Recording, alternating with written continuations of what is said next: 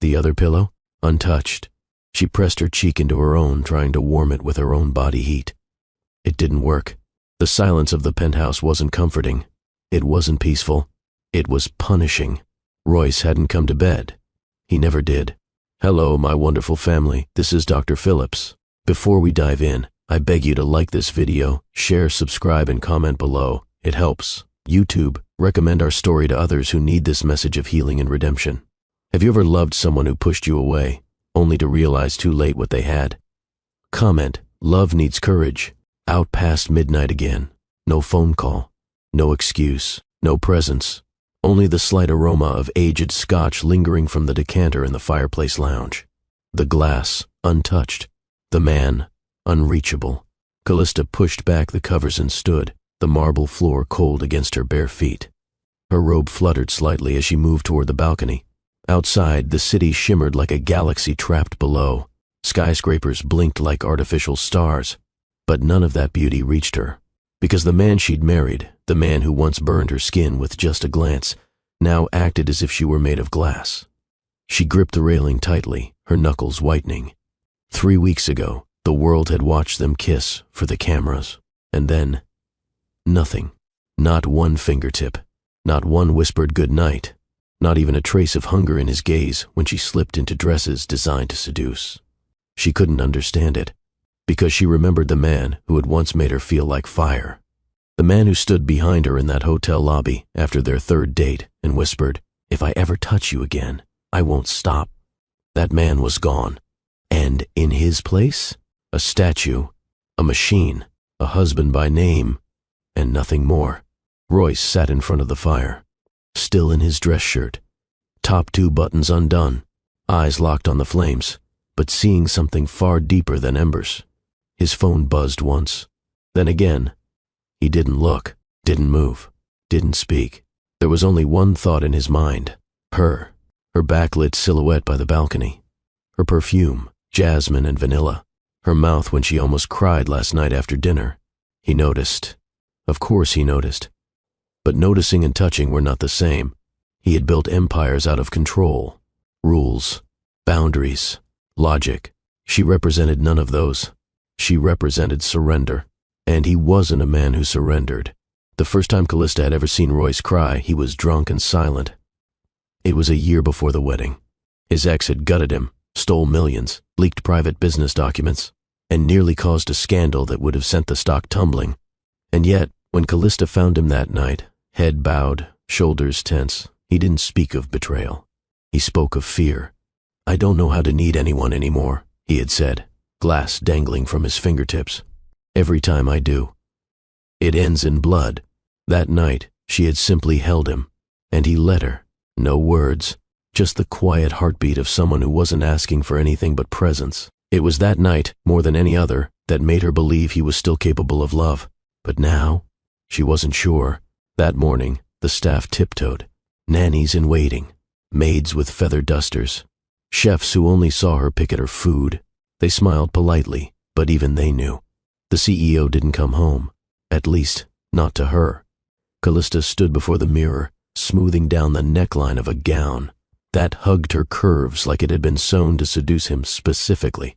Red satin, slit to the thigh. She sprayed her perfume. Jasmine, the same one he used to bury his face into when he wrapped his arms around her in the elevator.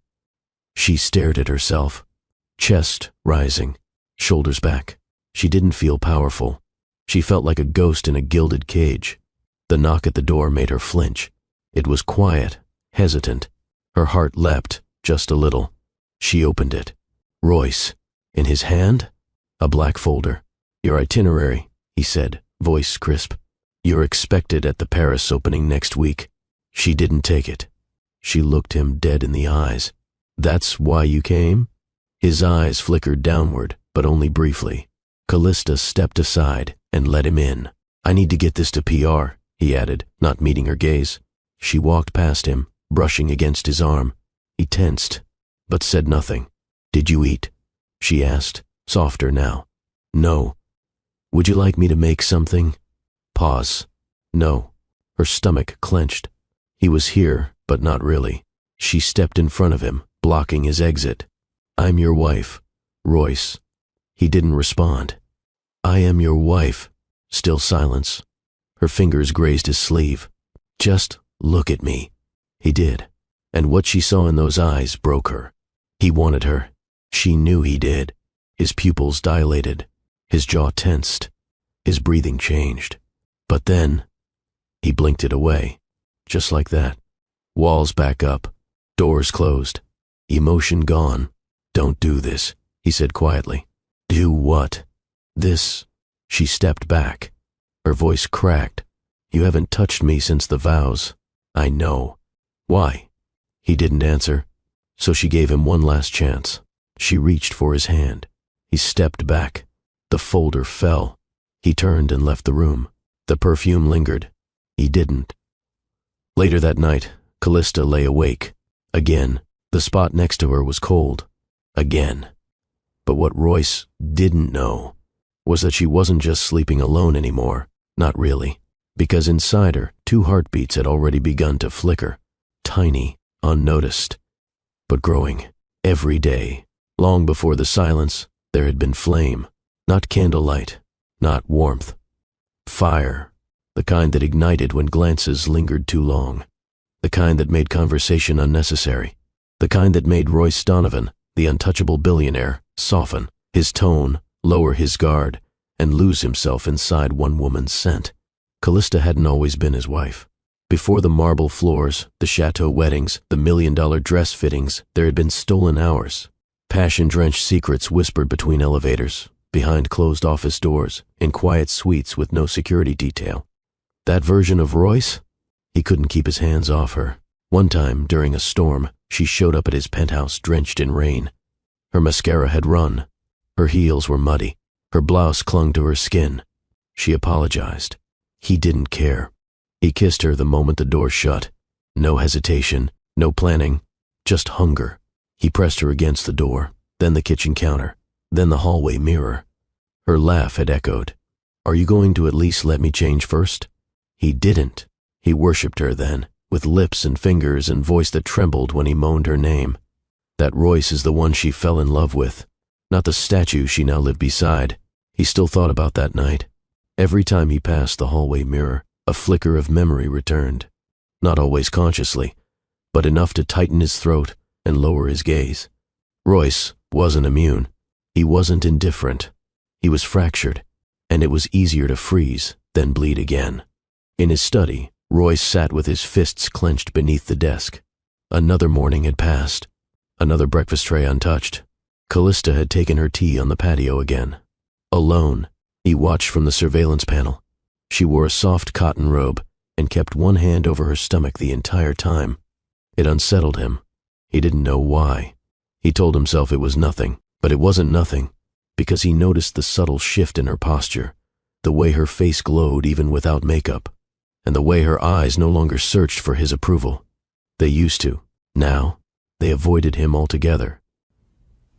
A week before the wedding, he had taken her to the countryside. They'd stayed in an old stone house on a private estate. There was no staff, no assistants, just them. She had cooked. He had laughed, actually laughed, when she burned the rice. Later, they'd fallen asleep in the living room, tangled on a couch too small for 2. Before sleep, she had whispered, "If this is what marriage feels like, I want forever." His response had been quiet, almost inaudible. "If you become my wife, I'll give you everything. Everything, except lies." She believed him, but she hadn't expected he'd withhold himself instead. Back in the penthouse, Callista stood at the sink, rinsing a peach. Her robe slipped slightly, revealing a faint curve beginning to form at her belly. She stared at the window's reflection, at a woman who should have looked fulfilled but only saw confusion. Royce had made no move toward her, no embrace, no attempt at intimacy, but his eyes gave him away. Last night, as she walked past his office, she saw it. He watched her walk, not with indifference, but with restraint, like a man gripping the edge of self-control. She paused outside the doorframe and turned, catching him mid-gaze. He didn't look away fast enough. He knew it, and so did she. Later that evening, Royce found himself in the master closet. Her perfume lingered on a scarf. He picked it up, brought it close. He shut his eyes. For a moment, The memory returned in full color.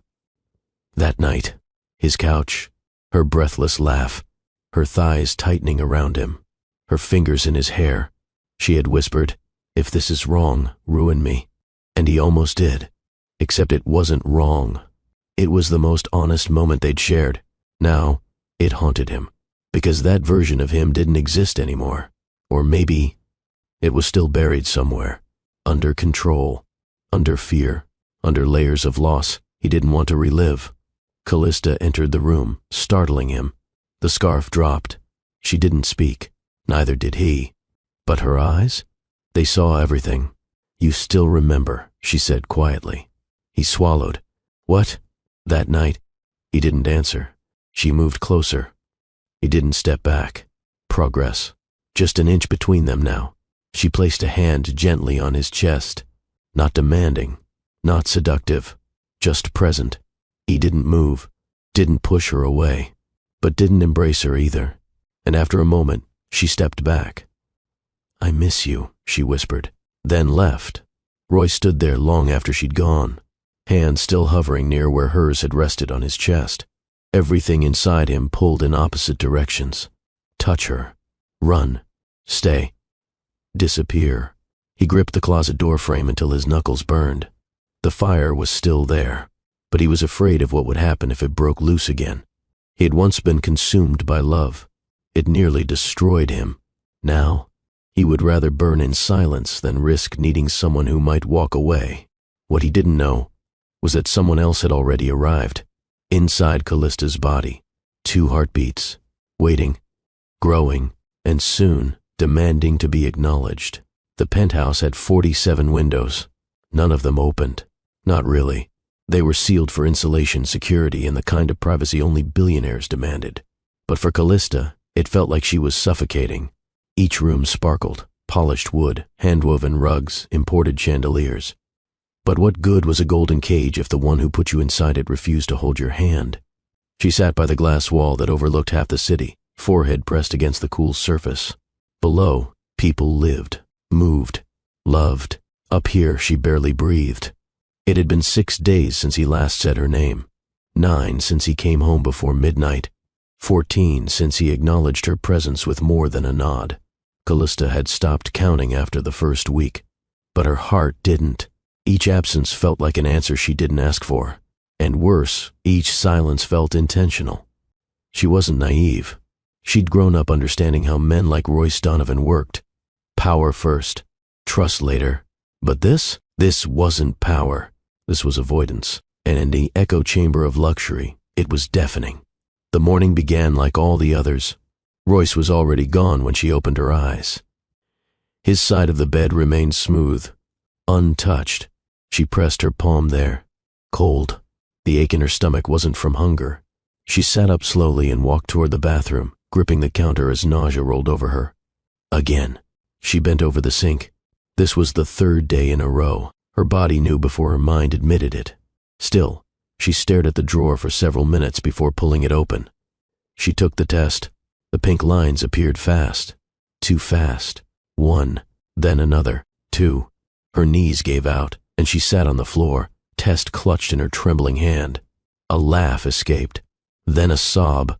She curled forward, pressing the back of her wrist to her lips. She wasn't crying because she was scared. She was crying because there was no one to tell. Royce sat in the back of the car, silent. His assistant talked through calendar items. He nodded occasionally but heard none of it, because in the back of his mind he'd seen something that morning. He'd walked past the master bathroom, just for a moment, before leaving. The light had been on. The door cracked open, and he saw her, Callista, on the floor. He hadn't stopped, didn't ask, didn't speak. But now, he couldn't stop thinking about it. Was she okay? Was she sick? Why was she on the floor? And why didn't he check? The answer, of course, was fear. Not fear of her pain. Fear of what her pain might make him feel. That afternoon, Callista sat at the vanity table, staring at the mirror. She placed her hand gently over her lower belly. "I don't know if you'll be loved the way you deserve," she whispered. "But I promise you this. You'll never feel unwanted. Not by me." A tear slipped down her cheek. She didn't wipe it away. A knock came at the door. She expected housekeeping. It was Royce. Unexpected, uninvited, but not unwelcome. He stood there, holding a folder.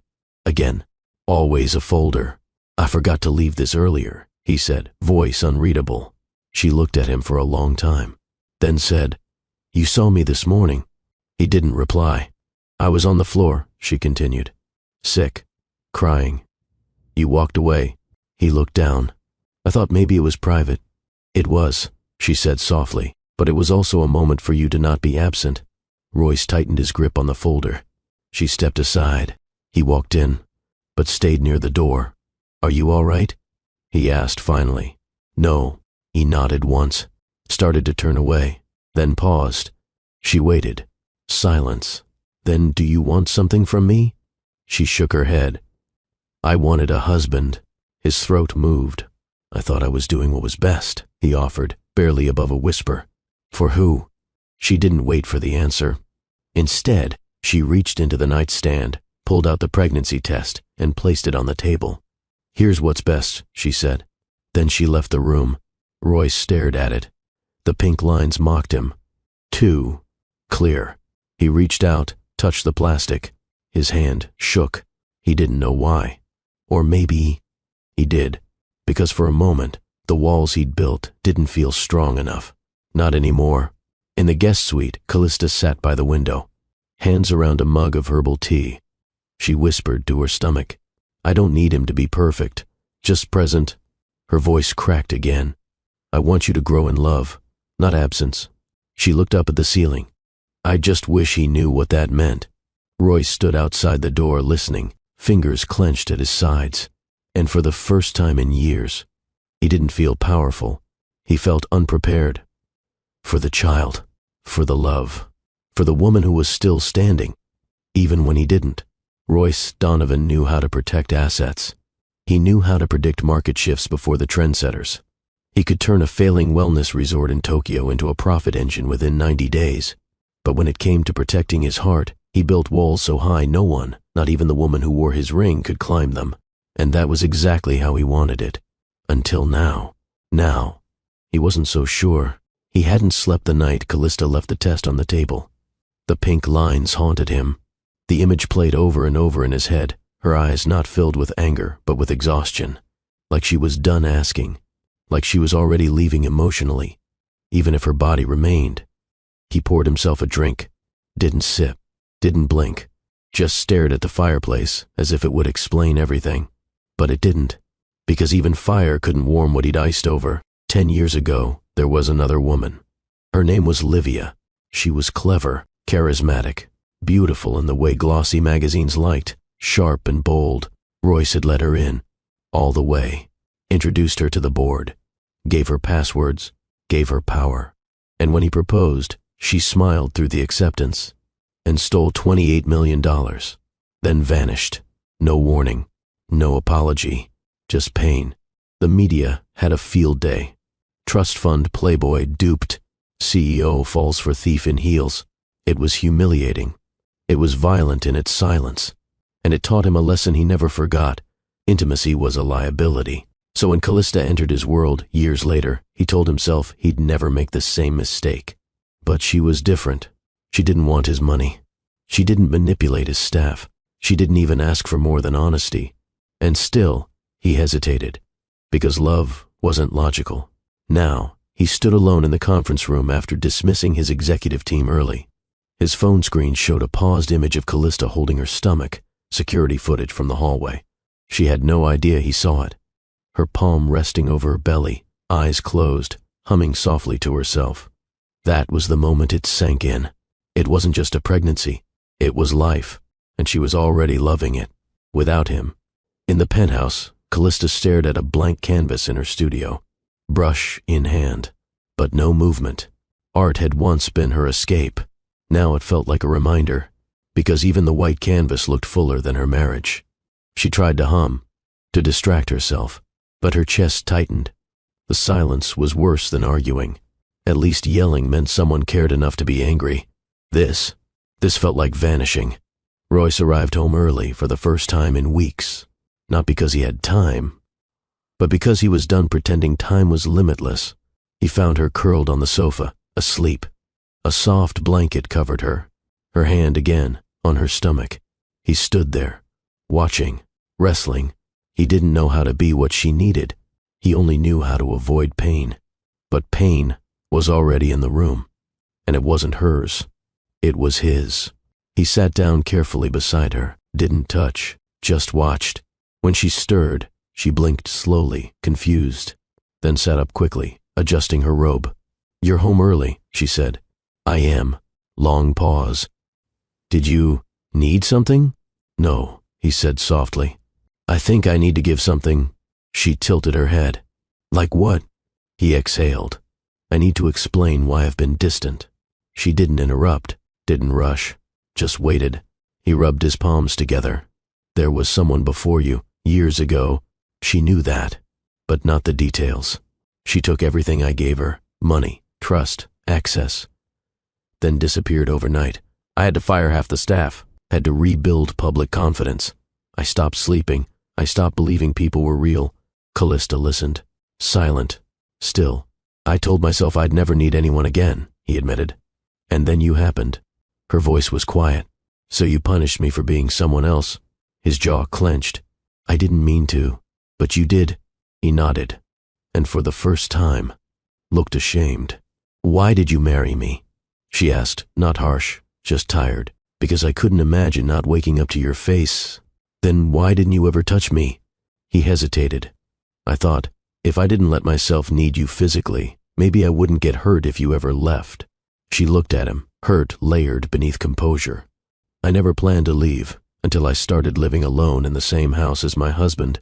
Silence, not empty, just full of things unsaid. Royce finally whispered, "I'm sorry." "Sorry doesn't undo 3 weeks of cold." "I know." She stood. "I'm not angry," she said. "I'm just empty." He rose too. "Is it too late to try?" She shook her head.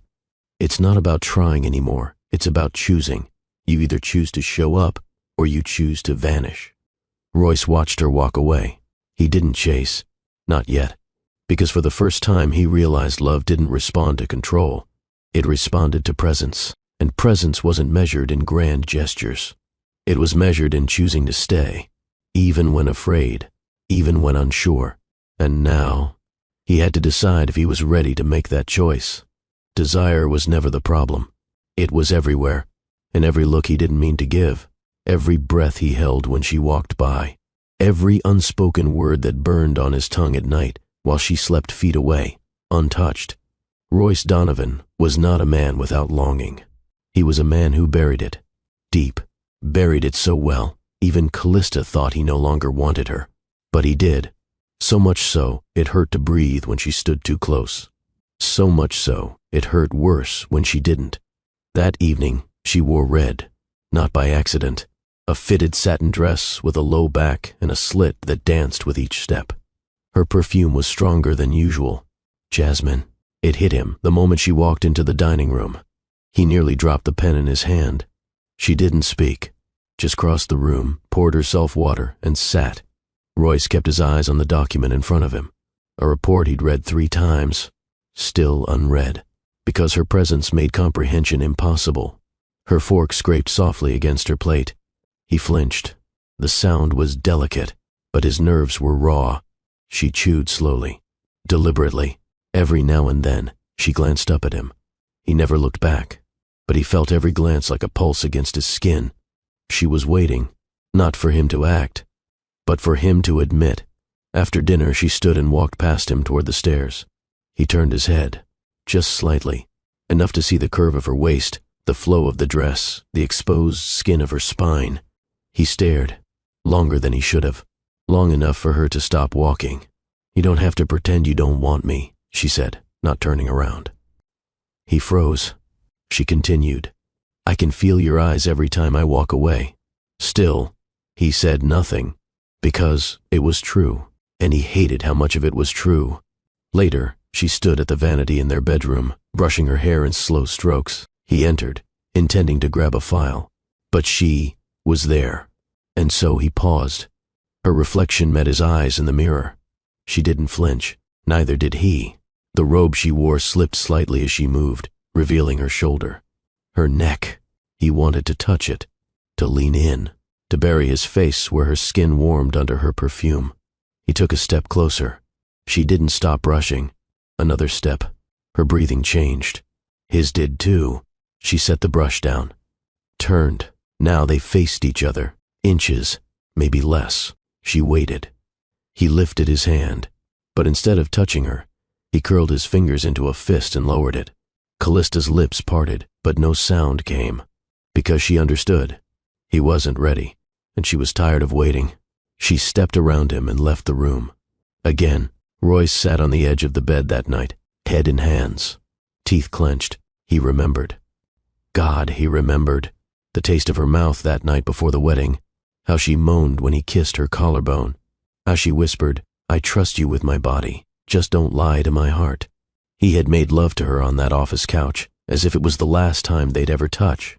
And maybe he'd known. Maybe some part of him feared that once they crossed that line, she'd have the power to break him. So he built a wall instead. But that wall was now crumbling. Because she wasn't begging anymore. She was retreating. And retreat, to him, had always meant goodbye. The next day, Callista entered the kitchen and found a bouquet of white orchids in a tall crystal vase.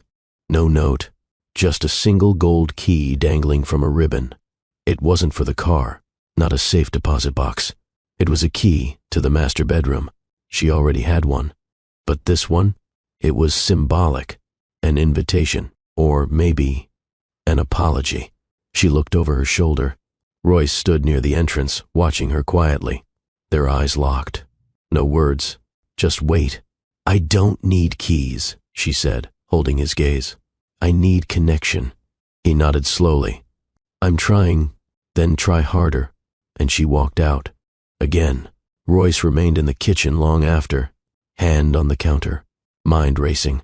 She wasn't waiting anymore. She was testing. And if he failed again, she wouldn't just leave the room.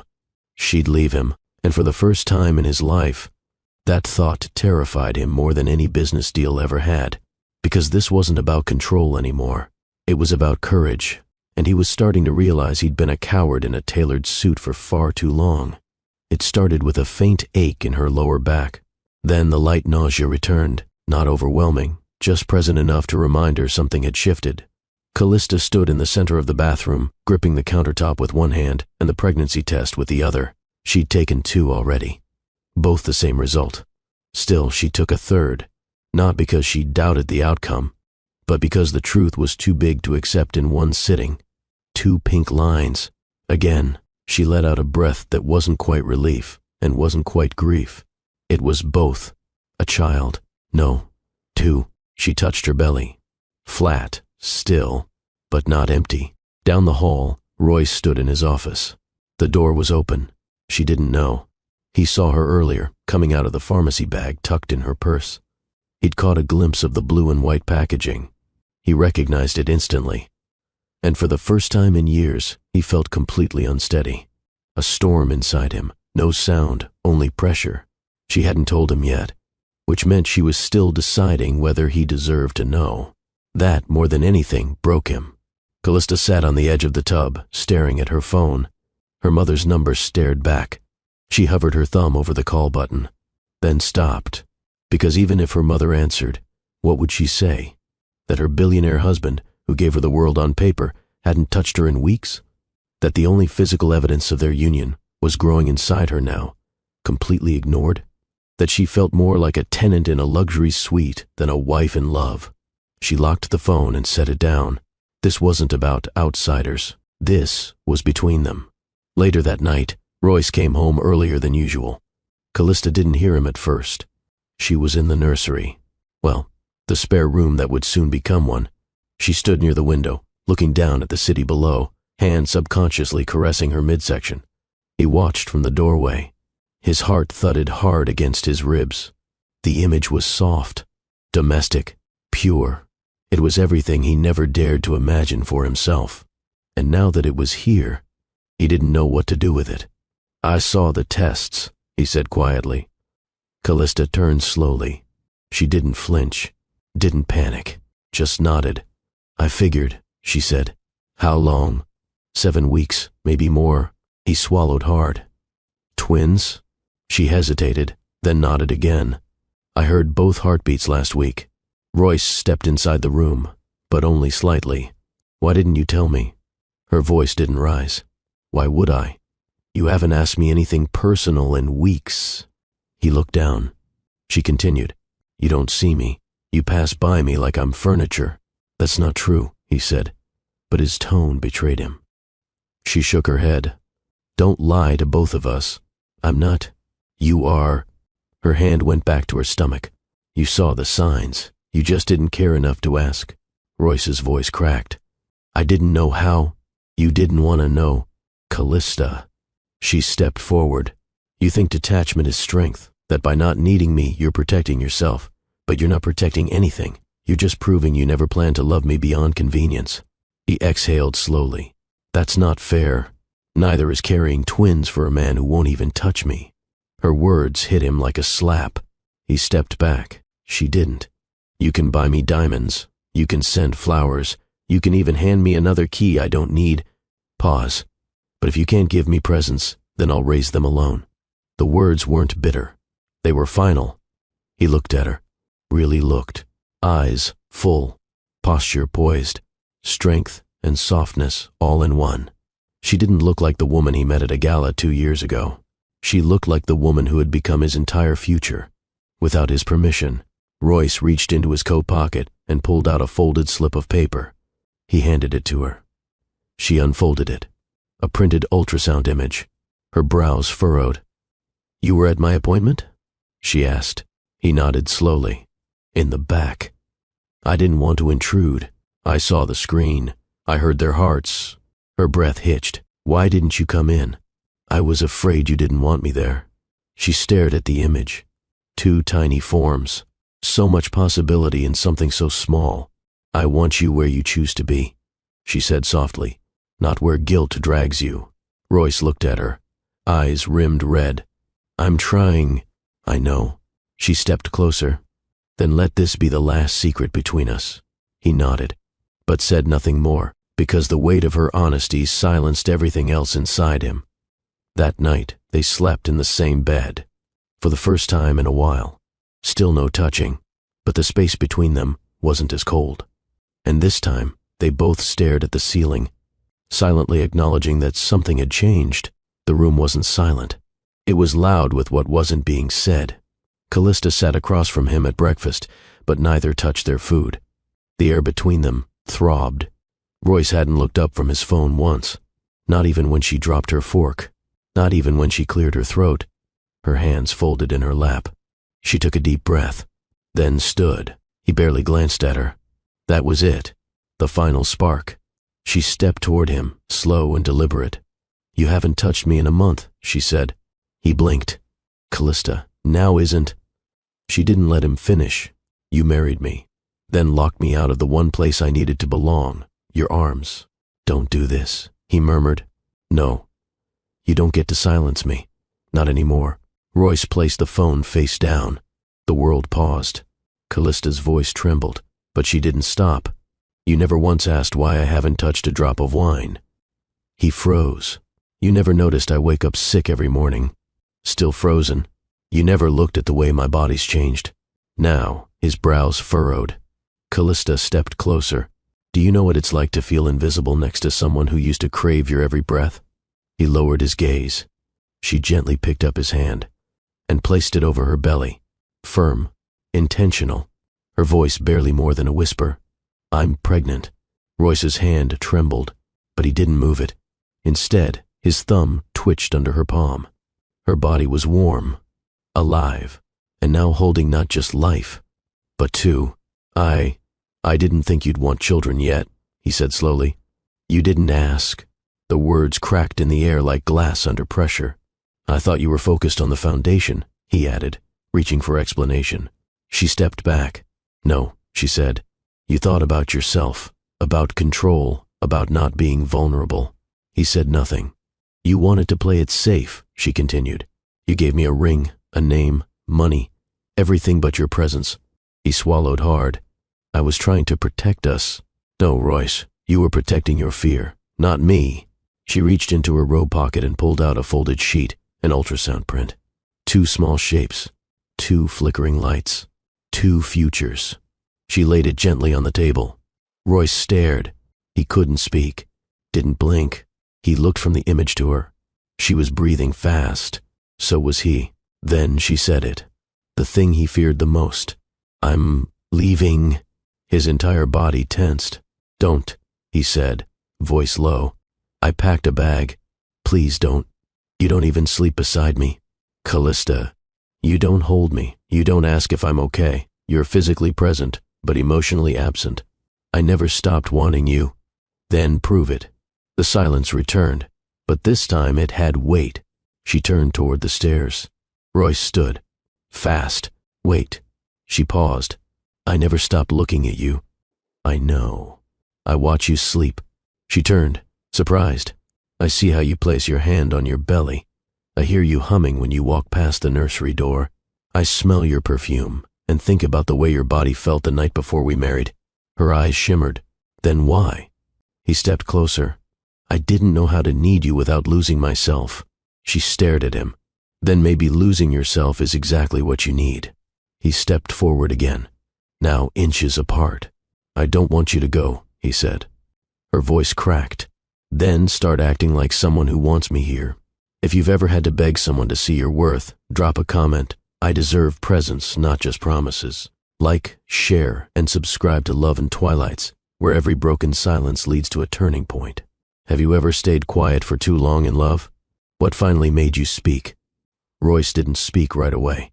His mind was doing somersaults around the words she'd just said. She was leaving.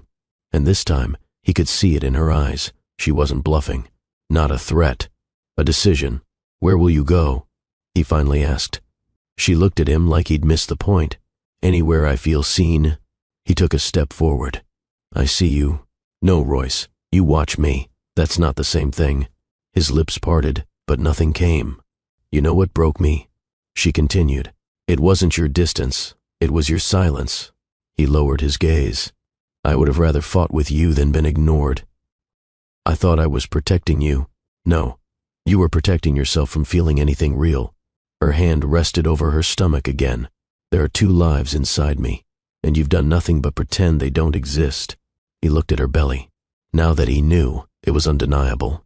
Her glow, her softness, the fatigue behind her movements. How had he missed it? Or worse, how had he ignored it? I didn't think I could handle being a father, he said finally. She blinked. Then why marry me? His chest tightened. Because I thought having you would make me whole. But the moment you had me, you ran. I was scared. Of what? Of you needing more than I could give? Her expression hardened. Then you never should have asked for forever. She turned. He reached out, gently catching her wrist. Not tight, not forceful, just a quiet plea. Please. Her eyes shimmered. I begged in silence, Royce. For weeks. For touch. For attention. For comfort. She gently pulled her hand away. I won't beg anymore. He stepped back, stunned by the truth in her voice. She wasn't cruel. She wasn't cold. She was done. I can't be married to a ghost, she said. And I can't raise children beside someone afraid to live. Then, calmly, she walked past him toward the stairs. He stood frozen, trying to swallow air that wouldn't come. That night, he didn't sleep. He sat in the nursery, lights off, ultrasound photo in hand. He stared at the tiny figures. He remembered hearing the 2 faint heartbeats through the speakers at the clinic. Ba-dum, ba-dum. They weren't just symbols on paper anymore. They were real. And he'd missed every moment so far. Because he chose absence. Because fear had dressed itself as logic. Because vulnerability was too expensive. But now it was the cost of losing everything. The next morning, he saw the suitcase. Near the front door, her coat folded neatly on top. A note on the counter. No goodbye. No drama. Just finality. He reached for it. Didn't open it. Not yet. Because she hadn't left yet. There was still a window. He found her in the guest room, zipping a second bag. She didn't look surprised to see him. I'm not trying to hurt you, she said. I know. I just want peace. He swallowed hard. Where will you go?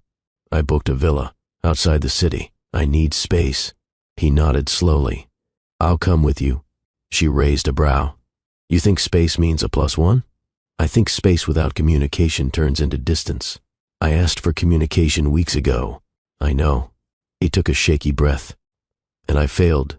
She stared at him, searching for performance in his posture. She didn't see it. For the first time, Royce looked vulnerable, unmasked. I've never been a father, he said. I've never been a mother. I don't know what I'm doing. Neither do I. He stepped closer. But I want to learn. She crossed her arms. And what about being a husband? He stepped even closer. That's the part I regret failing at the most. She looked down at her belly, then at him. Do you know what they'll remember one day? He tilted his head slightly. They'll remember how their father made their mother feel. His face fell. Don't let that memory be silence and closed doors. He didn't answer. He simply knelt down in front of her, pressed his forehead against her stomach, closed his eyes, and whispered, I'm sorry. She inhaled sharply, and for the first time, her fingers went to his hair, resting, not controlling. His arms wrapped gently around her waist. They stayed there like that. No kisses, no passion, just closeness, honest, present, human. Callista zipped the bag slowly, not because she needed more time, but because she needed clarity. Royce had changed, barely, slightly, but not enough.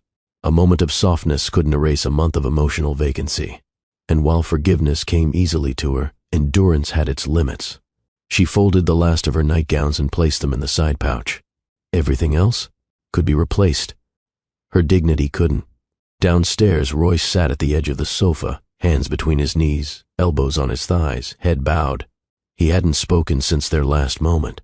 He hadn't tried to stop her. She descended the stairs slowly, holding her phone in one hand, the other on her stomach. She wore simple flats, a light coat, no makeup, no performance, just a woman ready to leave the life she once thought was forever. He looked up. His eyes were tired. No rage, just quiet desperation. You're really going? She nodded. I need to be somewhere I feel safe. He swallowed hard. You're not safe here? I'm not safe being unloved. That hit him deeper than he expected. He stood. She didn't move. He walked toward her, carefully, as if any sudden gesture might crack the moment entirely. Will I ever see you again? You will they? He glanced at her stomach. Callista took a breath. Don't make this about rights, Royce. Make it about readiness. He stepped closer. I'm not asking for control. Good, because you've had that, and it cost us everything. She picked up the second bag, but before she could turn, his voice came, shaky. You kissed me before the wedding. She paused. I remember, she said. It felt like gravity. He nodded. I've been floating since the day I stopped kissing you. Her eyes flickered with pain, but she said nothing. She walked toward the door. He didn't stop her, not with words, not with hands, but something inside him cracked as the doorknob turned. Don't go, he whispered. She froze, not because of the plea, but because of the tone. It wasn't demanding. It was pleading. She turned. I'm not leaving to punish you. I know. I'm leaving because I cannot carry 3 lives, mine, theirs, and yours, without support. He stepped forward, shaking. I won't let you carry mine anymore. She studied him, then set the bag down, just slightly. Say it again, she said. What? That you won't let me carry your weight alone. I swear it, he said. And I'll prove it. She took one step closer. This isn't about apologies anymore. It's about presence. I know. Another step. If I stay, I'm not staying for promises. I'm staying for change. I'm not the same man I was when you married me. No, she said. You're worse. He winced. But maybe, she added, you're finally ready to become better. She stepped even closer, her hands resting on his chest. For the first time in weeks, she felt his heart beat under her palms. Steady, real, present. I still love you, she whispered. His throat tightened. I never stopped. Then show me. He cupped her face gently. She didn't flinch, didn't resist. He leaned in slowly. Their lips brushed, not hungry, not desperate, but searching. Her fingers curled into his shirt. She deepened it, and then she stopped, pulled back. We don't fix years of fear in one night. He nodded. But we start with one truth. She picked up the bag again. But this time, she didn't leave. She walked it upstairs, put it in the closet, next to his suits. That night they didn't make love, but they slept close, his arms around her, his hand resting over the slight rise of her belly. And for the first time, she felt held, not claimed, not used, not tolerated. Held. He didn't sleep that night. Not fully. Not while she lay next to him for the first time in weeks, her breathing even. Her body curved gently toward his. She hadn't left. She could have. She almost did. But something in his broken plea made her stay. Royce didn't understand how to hold on to softness. But she had given him one more chance. And tonight, he wouldn't waste it. Callista stirred before sunrise. She turned, eyes half closed. He was watching her, not blankly, not guarded, just watching. Couldn't sleep? She asked, her voice husky. He nodded. I was afraid if I blinked, you'd be gone. She brushed hair back from his face. I'm here. He reached out, hesitant, and touched her cheek with the back of his fingers. She closed her eyes at the contact.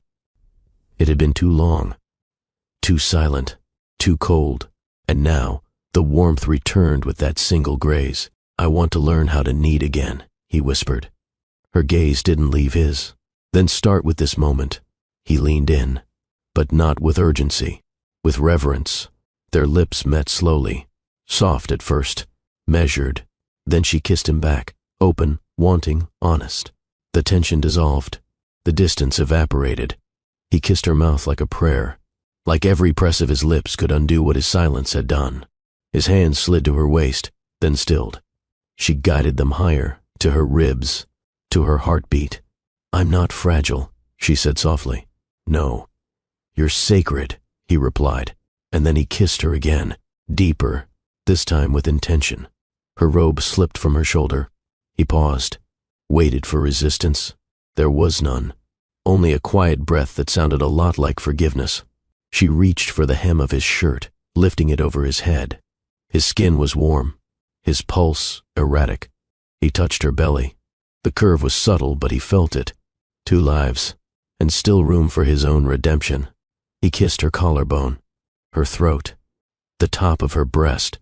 Every place he had denied himself now became a destination, not rushed, not taken, just discovered. She arched gently as his lips moved lower. He worshipped with his mouth, not just his words. And when he settled between her thighs, he didn't ask permission. He gave praise. Her breath caught. Her fingers tightened in his hair. He whispered against her skin. Forgive me. She answered with a moan, one that echoed off the quiet walls like music. He rose to meet her lips again, eyes searching hers for confirmation. She gave it with a single movement, pulling him in. Their bodies fit as they always had. But this time, it was different. This time, he wasn't conquering. He was surrendering. She wrapped her legs around his waist. His name spilled from her lips, not in pain, not in need, but in recognition of love that chose to stay, of fire that waited beneath the frost, of a man finally brave enough to let himself feel. They moved together, slow, intentional, connected. He kissed her through every tremble, held her through every sigh, and when she fell apart beneath him, she didn't feel ashamed of how much she needed this. She only felt seen. And Royce? He followed, head bowed into the crook of her neck, gasping against her skin like a man who had just touched truth. After, they lay in silence, not the kind that wounds, the kind that soothes.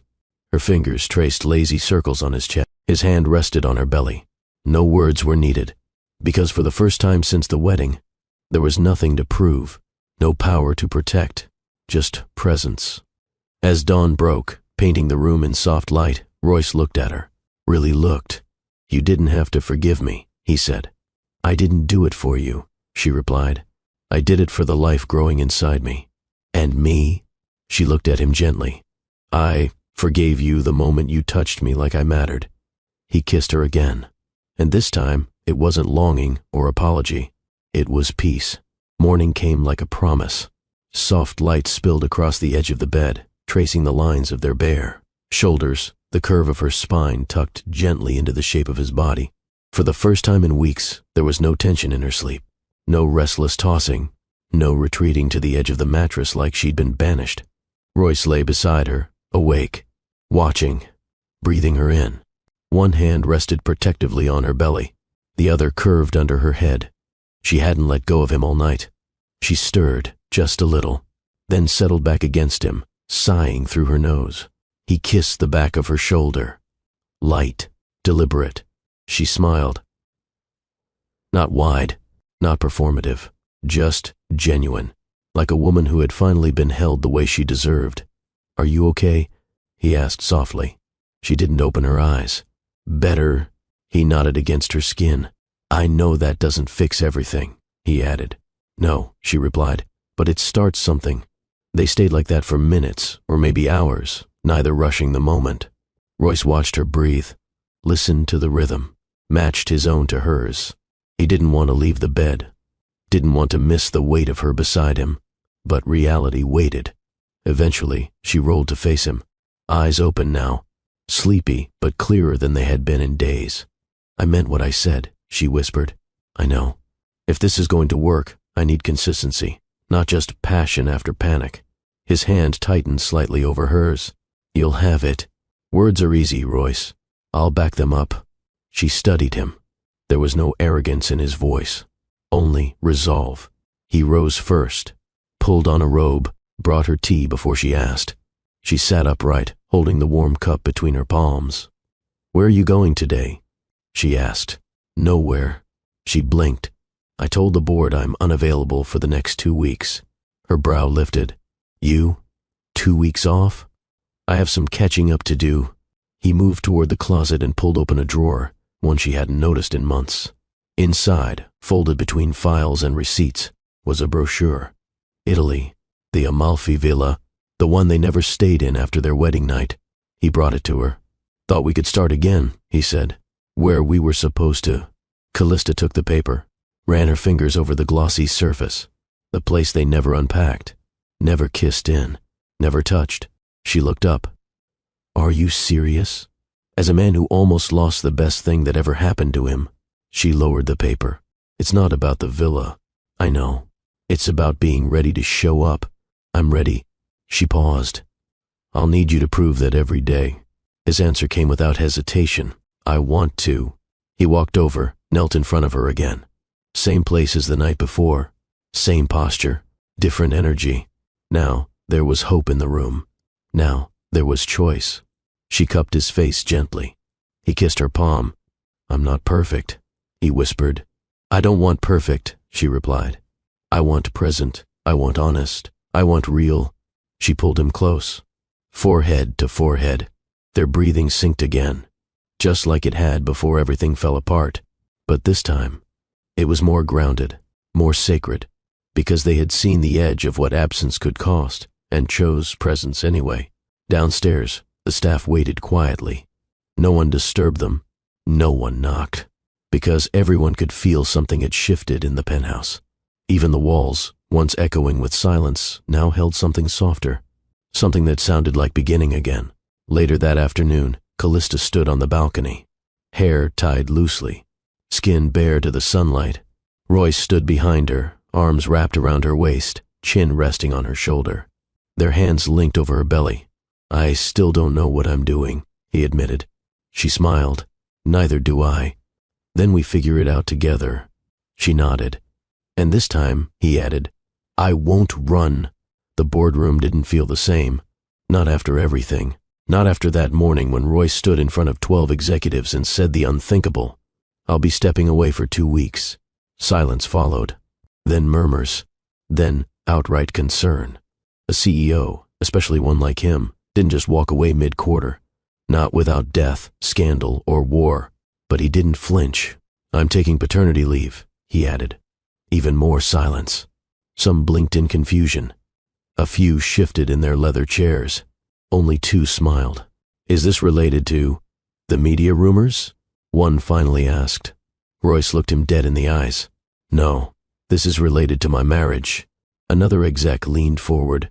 We're just asking for clarity. The Rome expansion, the Dubai licensing, those contracts need signatures.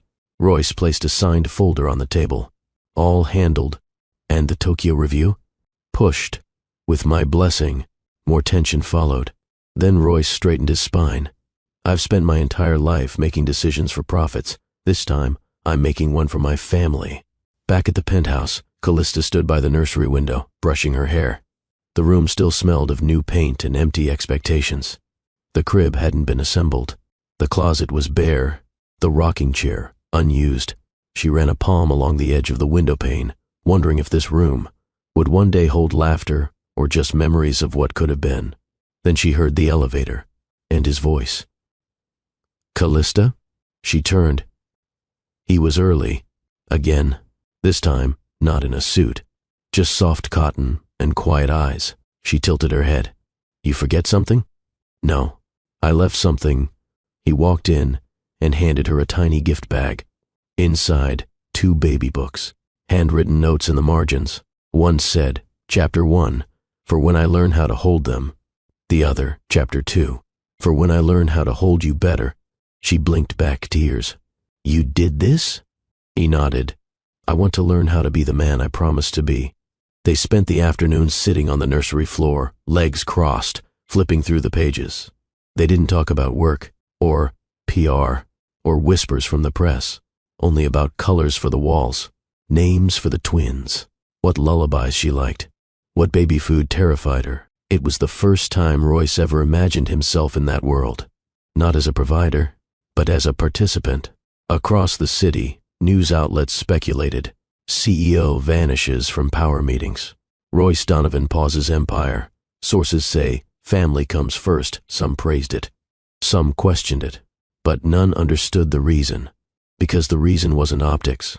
It wasn't pressure. It was a woman who gave him everything and asked for only one thing in return. Presence. And now, he was finally showing up. That evening, Callista rested her head on his shoulder while they sat in the newly painted nursery. I think they're kicking, she whispered. He placed his hand on her stomach. Still, waiting. Then, there, a tiny flutter. Royce's eyes widened. I felt that, he breathed. She nodded, smiling. I think she likes your voice. She? Callista laughed. I don't know. Just a guess. Then, I hope she never doubts who she belongs to. Later that night, Royce stared at his phone. Dozens of emails, missed calls, press requests, but none of them mattered. He powered it off, turned back toward Callista, who was brushing lotion across her stomach. He walked over, knelt beside her. May I? She handed him the bottle.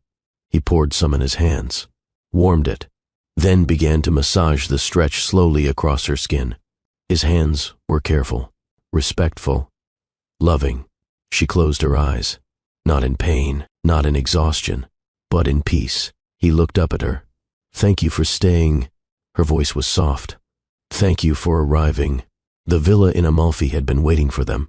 For months, maybe years. But they'd never unpacked the first time. Never touched the bed. Never opened the wine. Royce had walked into that honeymoon suite as a man running from the one thing he claimed to want, love. This time, he walked in carrying both of their bags. And a heart wide open. Callista stepped onto the balcony. The view hadn't changed, but she had. So had he. The ocean still stretched into the horizon like an endless vow. But now, she wasn't standing alone. Royce came behind her, arms wrapping around her belly, chin resting on her shoulder. They stayed like that for a while, breathing, matching each other's rhythm. No rush, no panic, just belonging. This feels like a do-over, she said quietly. It is. He kissed her temple. But we're not rewriting anything, he added. We're continuing. Properly. She leaned back into him. I like this version of us. He held her tighter. So do I. The villa staff had been instructed to stay minimal. No photographers, no PR team, just quiet meals, soft linens, long walks, and them. They spent the next 3 days relearning each other, not just in bed, but in conversation. Callista told him about the little things he'd missed, the first flutter of nausea, the random cravings. the way the babies kicked when he walked into the room even before he knew. Royce listened, carefully, not to respond, just to understand. On the 5th night, they watched the sunset from the private garden. She wore a simple white dress, bare feet in the grass. He brought out a small velvet pouch. Her brow lifted. "I thought we weren't doing gifts," she teased. He smirked. "This isn't a gift. It's a return." She opened the pouch. Inside was the ring he'd proposed with. She glanced at her hand. "I never took it off." "I know," he said, "but I took myself off, emotionally, physically. So now I'm placing this back the right way." He knelt, not for a proposal, but for apology. "Callista Morgan Donovan," he said, steady and clear. "I may have married you in a suit, under chandeliers, in front of cameras. But this is the first time I'm marrying you with full intention." She didn't cry. She didn't need to. The emotion was too full to spill. She extended her hand. He slid the ring back onto her finger. Not a beginning. A continuation. With truth this time. They kissed. Long, deep, honest. And as they held each other beneath the Italian sky, the world stopped spinning for just long enough for them to start again. Later that evening, Callista laid in bed, reading. Royce stepped out of the shower, towel wrapped low on his waist, another in his hand, drying his hair. She looked up, smiled. "You always look like you walked off a billboard." He laughed. "You say that like you haven't seen me lose arguments to a Keurig machine." She giggled, and then her face softened. "I'm glad we came back here." He sat beside her. "I'm glad you didn't walk away." She closed the book, leaned her head on his shoulder. "I would've, if you hadn't stopped walking away first." In the quiet, he reached for her belly again. "Have you picked names yet?" "A few. Can I hear them?" "Only if you don't laugh." "I won't." She hesitated, then whispered 2 names. He repeated them back slowly, letting them land, then nodded. "I love them." "You're not just saying that?" "No, I need you to mean everything now." He looked into her eyes. "I do." They slept, wrapped in each other, this time not because they had something to prove, but because it felt impossible not to. She stood alone on the balcony just before dawn. The breeze was cool. The sea below was still asleep. Her hands rested on her belly, thumbs rubbing slow circles as she whispered into the morning. "Not a conversation, a prayer. Please let them feel loved, even when I feel uncertain." She closed her eyes. "Let them see a man who learned how to show up, not perfectly, but fully." She inhaled. "Let me forgive myself for the days I almost gave up." Then she added something softer. "Thank you for helping him fight for us." Behind her, Royce stirred. He stood at the doorway, shirtless, watching her from the shadow, not interrupting, just absorbing her. This woman, his wife, his redemption. He waited until she turned. "Didn't mean to eavesdrop," he said. She smiled gently. "It wasn't private." He stepped onto the balcony beside her. "I used to think strength was silence." She looked at him. "And now?" "Now I think silence is easy. Showing up every day takes real strength." They leaned over the railing, watching as the sky changed from indigo to soft blue. The horizon split with warmth. Callista whispered, "You've changed." "I had to."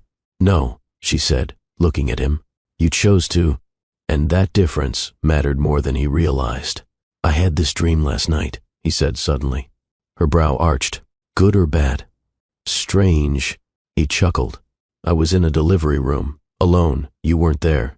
The doctors kept asking me if I was ready. I kept saying no." She waited, and then I heard crying. 2 babies, 1 in each arm. And I still didn't feel ready. But when I looked down, they stopped crying the second I held them. Her chest rose with quiet emotion. "And then?" she asked. "I woke up, and—" He looked at her. I knew what the dream meant. She tilted her head. "I don't think I'll ever feel ready, but I'm committed, fully. Even when I'm terrified." Callista reached for his hand. "Parenthood isn't a test, it's a journey." He kissed her knuckles. "And we walk it together. Every step. No more disappearing." He shook his head. "No more hiding. No more cold nights." He pulled her into his arms. "Only the warmth we choose every day." She rested her head on his chest, listened to his heartbeat. The same rhythm that once felt so distant now pulsed steady against her ear. "Do you think they'll have your eyes?" she asked. "Maybe. I hope they have your loyalty." He smiled. "I hope they get your fire. And your patience." He laughed. "Still working on that one." They stood like that for a while. Two imperfect people making a quiet promise before the world fully woke. Later that morning, they had breakfast in bed. Pancakes, orange juice, no phones, no meetings, just a soft playlist in the background and their laughter filling the room. He fed her strawberries. She teased him about his terrible knife skills. They bickered about baby names again, but this time it was playful. This time, they sounded like a team. As she changed into a sundress, he stepped behind her, resting both hands on her belly. "I've never believed in second chances before you," he said. She turned to face him. "You're not on your second chance." "No, you're on your last chance." He kissed her forehead. "I won't need another." That night, she journaled while he read next to her. She wrote about grace, about fear that looks like control, about love that waits, about men who choose to unlearn what broke them, and women who choose to stay when healing begins. In the margin, she wrote, "Forgiveness is not letting someone off the hook. It's giving them the chance to hold the hook with you." The room was quiet, not silent, not cold, just still, with anticipation. White sheets, soft lights, monitors beeping gently like background music. Callista gripped Royce's hand tighter as the contractions surged through her body. The nurse wiped her forehead, smiling. "You're doing great. We're almost there." Almost. The words stretched like elastic across her entire being. Royce leaned closer. "I'm right here." She nodded. Sweat beaded along her brow, but she didn't let go. He hadn't either. Not since they arrived. Not since her water broke hours ago. Not since the reality of fatherhood walked through the door with her pain. "You ready for this?" she asked through gritted teeth. He smiled softly. "No. But I'm staying anyway." She laughed, then cried, then pushed. And the room filled with urgency. Then, the first cry rang out. High, strong, alive. The nurse held up the first baby, wrapped her quickly in a soft pink blanket. "Baby girl number 1, she said. Callista sobbed. Royce stared in disbelief. Then, seconds later, another cry, this one softer, but no less powerful.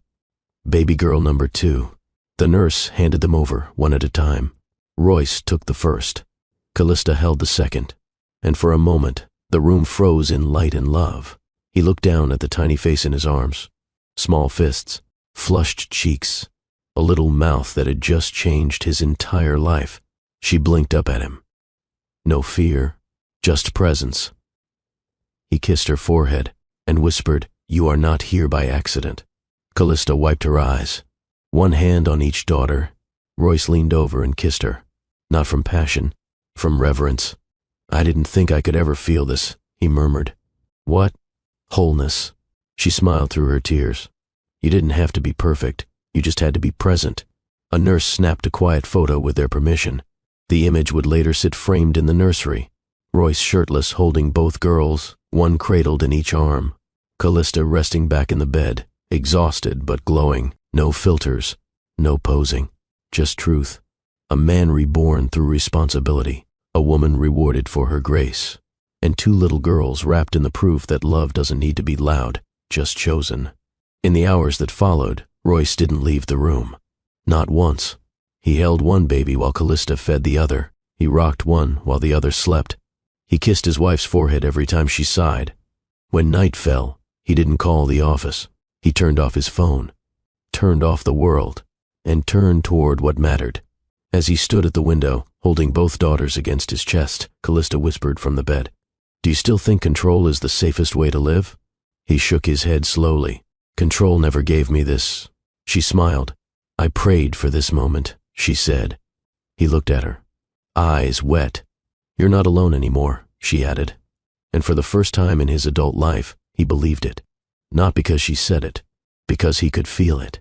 In their breath, in their skin, in the softness of tiny bodies curled into his own, in the quiet, courageous love of a woman who never stopped hoping, even when he did.